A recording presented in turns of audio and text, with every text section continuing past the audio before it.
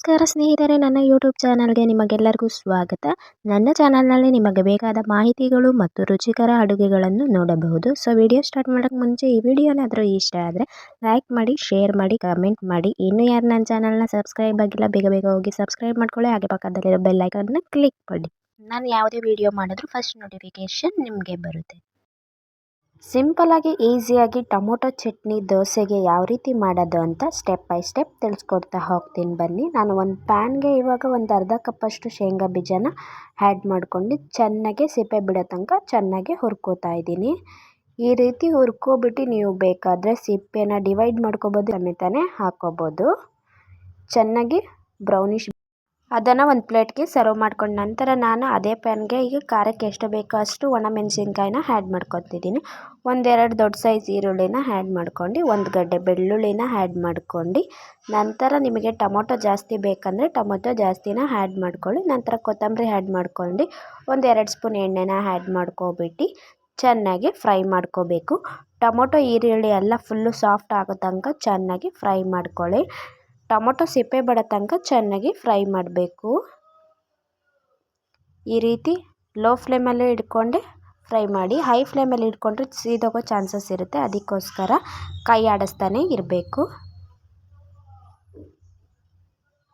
ಇದಿಷ್ಟು ಚೆನ್ನಾಗಿ ಫ್ರೈ ಆಗಬೇಕು. ಎಷ್ಟು ಫ್ರೈ ಮಾಡ್ತೀರೋ ಅಷ್ಟು ಟೇಸ್ಟಾಗಿರುತ್ತೆ ಚಟ್ನಿ ಬಂದ್ಬಿಟ್ಟು. ಟೊಮೊಟೊ ಬೇಗ ಸಾಫ್ಟ್ ಆಗಬೇಕಂದ್ರೆ ರುಚಿಗೆ ಎಷ್ಟು ಬೇಕೋ ಅಷ್ಟು ಕಲ್ಲುಪ್ಪನ್ನ ಆ್ಯಡ್ ಮಾಡ್ಕೊಳ್ಳಿ. ಆದಷ್ಟು ರುಬ್ಬೋ ಐಟಮ್ಸ್ಗೆಲ್ಲ ಕಲ್ಲುಪ್ಪನ್ನ ಆ್ಯಡ್ ಮಾಡ್ಕೊಂಡು ಅದನ್ನು ಕೂಡ ಚೆನ್ನಾಗಿ ಸಾಫ್ಟ್ ಆಗುತ್ತೆ ಬೇಗ ಟೊಮೊಟೊ, ಅದಕ್ಕೋಸ್ಕರ ಸಾಲ್ಟನ್ನ ಇವಾಗ ಆ್ಯಡ್ ಮಾಡ್ಕೊತೀವಿ. ಇದಿಷ್ಟು ಫ್ರೈ ಆದ ನಂತರ ನಾನು ಅದಕ್ಕೆ ಒಂದು ಅರ್ಧ ಸ್ಪೂನಷ್ಟು ಜೀರಿಗೆನ ಆ್ಯಡ್ ಮಾಡ್ಕೊತಾ ಇದ್ದೀನಿ. ಇದು ಫಸ್ಟೇ ಆ್ಯಡ್ ಮಾಡ್ಕೋಬೋದು, ಯಾಕಂದರೆ ಫ್ಲೇವರ್ ಬೇರೆ ಥರ ಬರುತ್ತೆ, ಅದಕ್ಕೋಸ್ಕರ ಲಾಸ್ಟ್ಗೆ ಆ್ಯಡ್ ಮಾಡ್ಕೊತಾ ಇದ್ದೀನಿ. ಈಗ ಲಿಡ್ ಆಫ್ ಮಾಡಿಬಿಟ್ಟು ತಣ್ಣಗಾಗಕ್ಕೆ ಬಿಡೋಣ. ನಂತರ ಶೇಂಗಾ ಬೀಜನ ಆ್ಯಡ್ ಮಾಡ್ಕೊತಾ ಇದ್ದೀನಿ ಒಂದು ಜಾರ್ಗೆ. ಶೇಂಗಾ ಬೀಜನ ಆ್ಯಡ್ ಮಾಡ್ಕೊಬಿಟ್ಟು ಹುಣಸೆ ಹಣ್ಣನ್ನು ನೆನೆಸಿಕ್ಕಿರ್ತೀನಿ ಒಂದು ಗೋಲಿ ಗಾತ್ರದಷ್ಟು, ಅದನ್ನು ಆ್ಯಡ್ ಮಾಡ್ಕೊಂಡು ನಿಂಬೆಹಣ್ಣು ಆ್ಯಡ್ ಮಾಡ್ಕೊಂಡು ನಂತರ ಗೋಲಿ ಗಾತ್ರದಷ್ಟು ನಿಂಬೆಹಣ್ಣು ಆಕಾರದ ಹುಣಸೆಹಣ್ಣು ಆ್ಯಡ್ ಮಾಡ್ಕೊಂಡು ಹುರಿದಿರ್ತೀವಲ್ಲ ಟೊಮೊಟೊ ಈರುಳ್ಳಿ ಎಲ್ಲ ಅದನ್ನಿಷ್ಟನ್ನು ಆ್ಯಡ್ ಮಾಡ್ಕೊಳ್ಳೋಣ.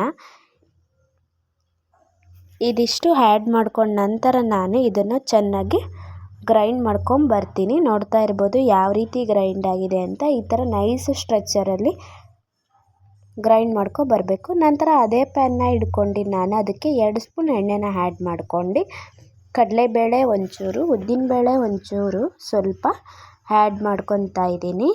ಇದೆರಡನ್ನ ಆ್ಯಡ್ ಮಾಡ್ಕೊಂಡು ನಂತರ ನಾನು ಅದನ್ನು ಚೆನ್ನಾಗಿ ಫ್ರೈ ಮಾಡ್ಕೊತೀನಿ. ನಂತರ ಸಾಸಿವೆ ಜೀರಿಗೆನ ಆ್ಯಡ್ ಮಾಡ್ಕೊತಾ ಇದ್ದೀನಿ.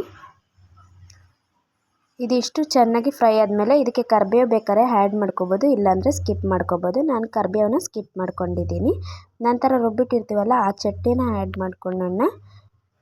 ಸ್ವಲ್ಪ ನೀರನ್ನ ಆ್ಯಡ್ ಮಾಡ್ಕೊಂಡು ಚೆನ್ನಾಗಿ ಮಿಕ್ಸ್ ಮಾಡ್ಕೊಳ್ಳಿ. ಸಿಂಪಲ್ಲಾಗಿ ಈಸಿಯಾಗಿ ಟೊಮೊಟೊ ಚಟ್ನಿ ರೆಡಿಯಾಗಿದೆ. ಈ ವಿಡಿಯೋ ಏನಾದರೂ ಇಷ್ಟ ಆದರೆ ಕಮೆಂಟ್ ಮಾಡೋದಂತೂ ಮರಿಬೇಡಿ. Thank you so much. ದೋಸೆಗೆ, ಇಡ್ಲಿಗೆ, ಬಿಸಿ ಅನ್ನಕ್ಕೆ ತುಂಬ ಚೆನ್ನಾಗಿರುತ್ತೆ. ನೀವು ಕೂಡ ಟ್ರೈ ಮಾಡಿ ನೋಡಿ.